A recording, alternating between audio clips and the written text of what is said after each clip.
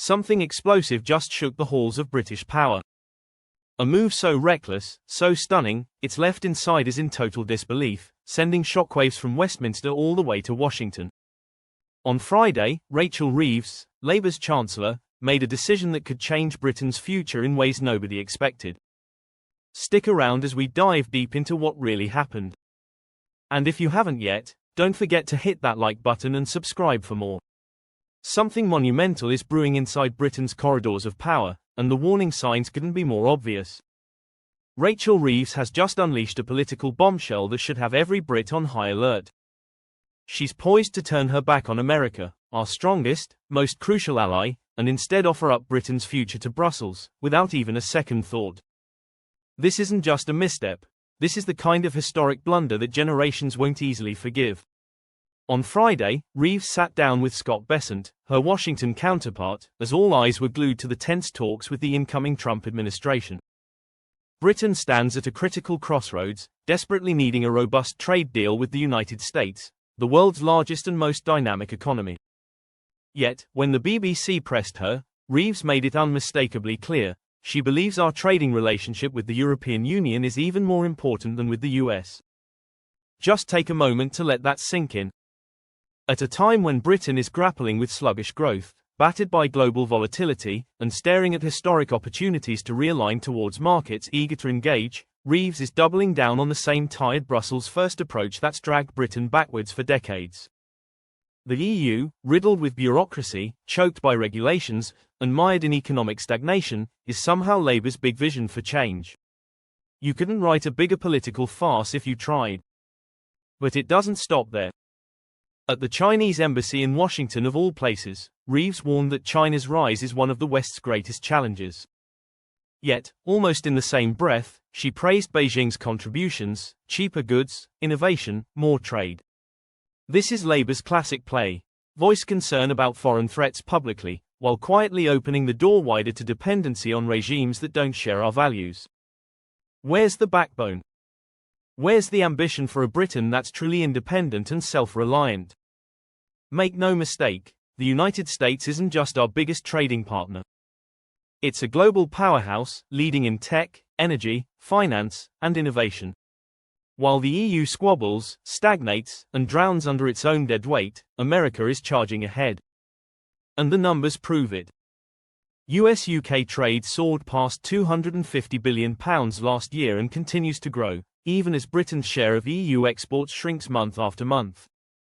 In every area that matters, innovation, security, real economic strength, Britain's path to the future lies through strong Anglo-American ties, not more Brussels red tape. Yet Reeves wants to drag Britain back to the days of being a subordinate state, bound by Brussels decrees. The same Brussels that dictated our farming, our fishing, our laws, our borders. The same Brussels that clings desperately to centralized control, stifling innovation and national sovereignty. Labour's answer to Britain's challenges isn't leadership or independence, it's surrender. This isn't just about trade agreements. This is about sovereignty. About whether Britain continues standing tall, shaping its own destiny in a fast-changing world, or whether it crawls back to a failed European experiment that Brexit was meant to leave behind. Reeves' comments reveal Labour's true plan: ignore Brexit, sideline America, turn our backs on global growth, and once again hand Britain's fate to Brussels. And let's not pretend this is accidental. It's a deliberate strategy.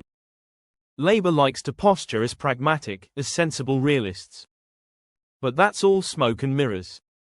Their real goal is crystal clear: reverse Brexit by stealth, one treaty, one concession at a time, until Britain is right back under Brussels' thumb. Taking orders we didn't write, playing by rules we didn't choose, and smothering our economy under layers of bureaucracy, all while pretending to champion British interests.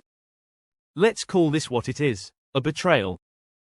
At a time when Britain needs bold leadership, fresh vision, and unapologetic pride, Labour is offering nothing but weakness, outdated ideas, and surrender. Friday's bombshell wasn't a gaffe, it was a warning.